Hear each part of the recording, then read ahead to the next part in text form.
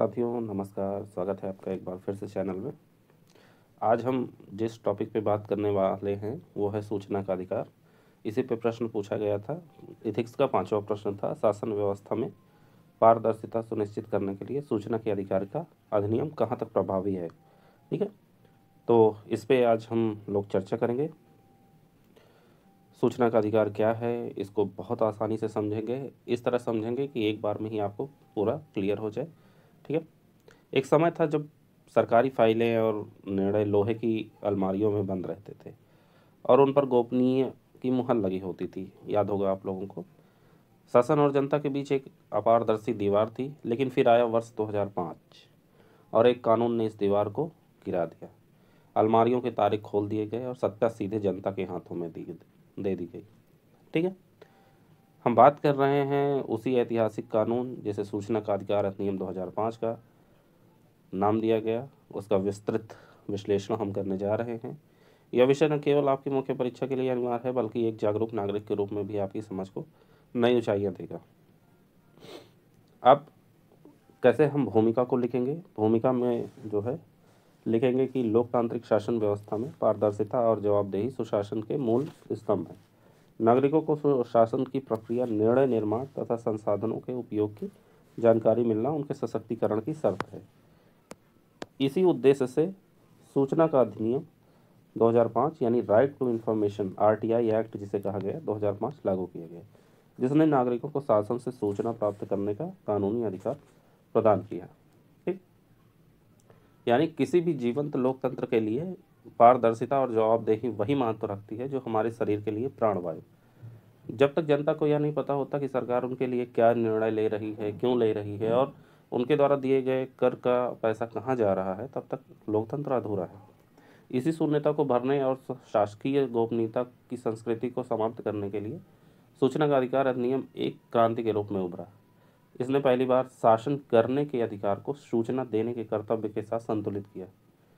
सूचना का अधिकार पारदर्शिता बहुआयामी कैसे, आइए जानते हैं। सूचना का अधिकार शासन व्यवस्था में पारदर्शिता सुनिश्चित करने में कई स्तरों पर प्रभावी सिद्ध हुआ है। जैसे नागरिक सशक्तिकरण। नागरिक सशक्तिकरण में हम देखते हैं कि इस अधिनियम ने नागरिकों को सरकारी कार्यों में प्रश्न पूछने का अधिकार दिया। जैसे मनरेगा, राशन वितरण, शैक्षणिक नियुक्तियां या विकास कार्यों में अनियमितताओं पर नागरिकों ने सूचना लेकर भ्रष्टाचार को उजागर किया। ठीक है, उदाहरण के लिए पहले आप केवल यह शिकायत कर सकते थे कि आपके क्षेत्र की सड़क खराब है। अब जब आरटीआई लगाकर पूछ सकते हैं इस सड़क के लिए कितना बजट आवंटित हुआ, किस ठेकेदार को ठेका मिला, निर्माण में कौन सी सामग्री उपयोग करने के निर्देश थे, कि क्या कार्य पूरा होने की कोई सीमा थी। यह जानकारी आपको केवल एक शिकायतकर्ता से एक सामाजिक अंकेक्षण यानी सोशल ऑडिटर बना देती है। इसी प्रकार पासपोर्ट, भविष्य निधि जिसे पीएफ कहते हैं, या छात्रवृत्ति मिलने में देरी पर आप सीधे संबंधित विभाग से जवाब मांग सकते हैं। ठीक है, दूसरा क्या हुआ? आरटीआई आने से जवाबदेही में वृद्धि हुई।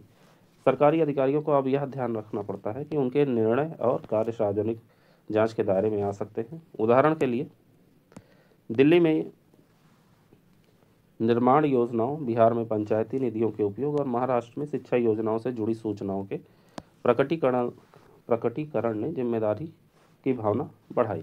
ठीक, यानी इसको कुछ इस तरह समझें कि सूर्य का प्रकाश सबसे उत्तम कीटाणुनाशक है। यह प्रसिद्ध कथन आरटीआई पर सटीक बैठता है। जब अधिकारियों को पता होता है कि उनका हर कार्य सार्वजनिक समीक्षा के अधीन है, तो वे अधिक सतर्क और जिम्मेदार हो जाते हैं। अब किसी अधिकारी को किसी पद पर नियुक्ति या पदोन्नति देने से पहले या किसी क्षेत्र के लिए धन आवंटित करते समय यह सोचना होता है कि इस निर्णय के पीछे तर्क क्या है। उन्हें पता है कि एक आरटीआई आवेदन उनके निर्णय की पूरी प्रक्रिया को सार्वजनिक कर सकता है, जिससे मनमाने और पक्षपातपूर्ण निर्णयों पर अंकुश लगा है। ठीक है, आगे क्या हो सकता है? तीसरा, भ्रष्टाचार नियंत्रण में सहायक हुआ है। ठीक है, आरटीआई के माध्यम से अनेक घोटालों जैसे आदर्श हाउसिंग सोसाइटी घोटाला, खाद्य वितरण घोटाला या नियुक्ति घोटाले उजागर हुए, जिससे शासन की पारदर्शिता पर जन विश्वास बढ़ा। यानी इसको कुछ इस तरह समझे कि यह नियम भ्रष्टाचार की जड़ों पर प्रहार करता है जो गोपनीयता के अंधेरे में पनपती है। जैसे 2G स्पेक्ट्रम घोटाला, आवंटन घोटाला हुआ था, राष्ट्रमंडल खेल घोटाला या आदर्श हाउसिंग सोसाइटी घोटाला जैसे अनेक मामलों में शुरुआती खुलासे और महत्वपूर्ण दस्तावेज आरटीआई कार्यकर्ताओं द्वारा ही प्राप्त किए गए थे। इसने खोजी पत्रकारिता को एक नई धार दी और जनता को यह दिखाया कि संगठित भ्रष्टाचार को चुनौती भी दी जा सकती है। ठीक है, अगला क्या हो सकता है? प्रशासनिक सुधार का उपकरण के रूप में आरटीआई महत्वपूर्ण हुआ। जैसे सूचना आयोग के गठन, रिकॉर्ड के डिजिटलीकरण और सुओ मोटो डिस्क्लोजर जैसी व्यवस्थाओं ने सूचना साझा शासन की दिशा में बदलाव लाया। इसको कुछ इस तरह समझे कि आरटीआई ने न केवल बाहर से ही नहीं बल्कि भीतर से भी प्रशासन को सुधारने के लिए विवश किया।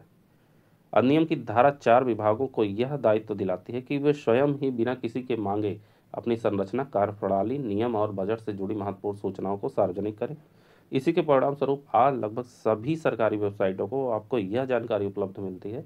इसने फाइलों को बेहतर रख रखाव और रिकॉर्ड के अंकीयकरण यानी डिजिटाइजेशन को भी बढ़ावा दिया है। ठीक है, अब इसकी सीमाएं और चुनौतियां क्या हैं? देखिए, हर चीज़ की कुछ सीमाएं होती हैं और उसमें कुछ अप्स एंड डाउन्स होते हैं, तो उसको हम समझेंगे। पहला है, जैसे कई बार विभाग सूचना देने से कतराते हैं या नियम की धारा 8A का दुरुपयोग कर राष्ट्रीय सुरक्षा या गोपनीयता का हवाला देते हैं, इसलिए बहुत बार जो है अधिकारी सूचना देने से मना कर देते हैं। ठीक है, दूसरा क्या है? सूचना आयोगों में लंबित मामलों की अधिकता और पर्याप्त संसाधनों की कमी से पारदर्शिता की प्रक्रिया धीमी हुई है। आरटीआई कार्यकर्ताओं पर हमले और भय का वातावरण भी इसका नकारात्मक पक्ष है। ठीक है, हाल ही में पारित आरटीआई संशोधन अधिनियम 2019 में सूचना आयुक्तों की सेवा शर्तें केंद्र के नियंत्रण में आने से आयोग की स्वतंत्रता पर भी प्रश्न उठे हैं। ठीक है, ये सारी चीज़ें, जैसे इसको आसान समझे तो जितनी क्रांतिकारी इसकी सफलता है उतना ही गंभीर इसके मार्ग में चुनौतियां भी हैं, जिन्हें समझे बिना हमारा विश्लेषण अधूरा है। यानी जैसे हमने बात की अधिनियम 8 का दुरुपयोग, यानी अधिनियम 8 की धारा राष्ट्रीय सुरक्षा, विदेशी संबंधों और व्यक्तिगत गोपनीयता जैसे कुछ मामलों में सूचना देने से छूट प्रदान करती है। कई बार अधिकारी भ्रष्टाचार या क्षमता से जुड़ी जानकारी को छिपाने के लिए इन प्रावधानों का दुरुपयोग एक ढाल के रूप में करता है। लंबित या कमजोर आयोग के रूप में भी इसे एक जाना गया। जैसे देश भर के सूचना आयोगों में लाखों की संख्या में अपीलें और शिकायतें लंबित है। देरी से मिला न्याय अन्याय के समान होता है। आप जानते ही हैं, जब सूचना मिलने में वर्षों लग जाएं तो अधिनियम का मूल उद्देश्य ही विफल हो जाता है। इसके अतिरिक्त कई आयोगों में आयुक्तों के पद रिक्त हैं, जिससे उनकी कार्यक्षमता और प्रभावित होती है। कार्यकर्ताओं पे हमले की बात हमने की, जैसे यह सबसे भयावह चुनौती है। जो साहसी नागरिक और इस कानून का प्रयोग करके भ्रष्टाचार को उजागर करते हैं, उन पर हमले किए जाते हैं, उन्हें डराया धमकाया जाता है। इस ये मतलब यह सीधे तौर पर लोकतंत्र पर हमला है। ठीक है, 2019 के आरटीआई नियम की हमने बात की। इसका जो संशोधन है वो विवादास्पद है। इस संशोधन के द्वारा केंद्रीय सूचना आयुक्त और राज्य सूचना आयुक्तों के कार्यकाल और वेतन भत्तों को निर्धारित करने का अधिकार केंद्र सरकार के अधीन दिया गया है। आलोचकों का मानना है कि इससे आयोग की स्वायत्तता कमजोर होती है। यदि आयुक्त अपने कार्यकाल और वेतन के लिए सरकार पर निर्भर रहेंगे तो वे सरकार के विरुद्ध साहसिक निर्णय लेने में संकोच कर सकते हैं। अब इसका संतुलित निष्कर्ष जो है, अगर हम देखें तो वर्तमान संबंध में इसका थोड़ा सा रूप लिख सकते हैं।